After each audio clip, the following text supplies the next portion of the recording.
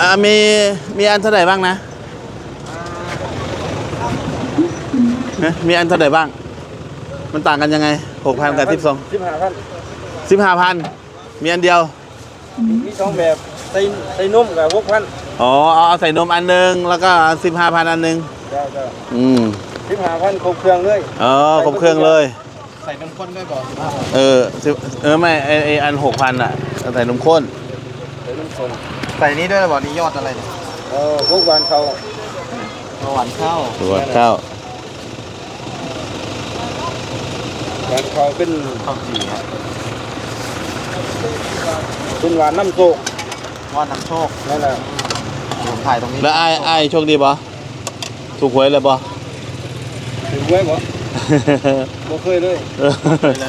ก็บอกไปได้ซื้อเนาะเพราะว่าโมเมนต์คอยถือพื้นถือคอยก็ดีใจมีความภาคภูมิใจน้ำเงินได้เงินเลยเขาถือกระยาเขาถือเขาดีใจ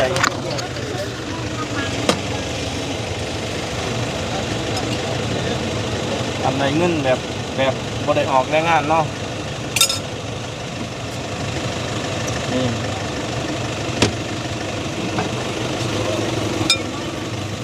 นี่คือสารวัตรเนาะบ้านนักโคเมืองหนองแข้งสารวัตรนี่ตลาดบ้านนักโคบ้านนักเด็ก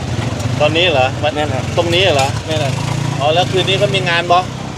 มีเลยบ่มีงานอย่างเลยเนาะเพราะว่าแข้งเขาช่วงนี้มันล่อเป็นเจ้าภาพกีฬาดิอ๋อกีฬาอย่างกี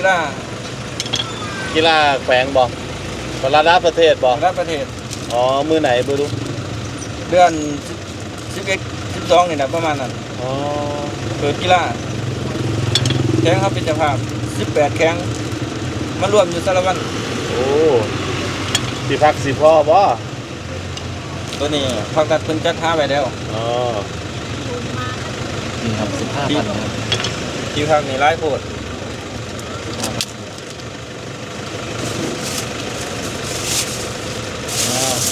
เอา6,000อันนึง6,000เนาะจะกินตรงนี้เลยได้6,000น่ะอยากกินหวานๆจ้าอ้าว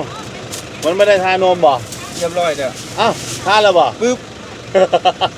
ทานแล้วโอ้มันง่ายๆเนาะโอเคเอาวางไว้เดี๋ยวผมจ่ายตังค์แป๊บนึง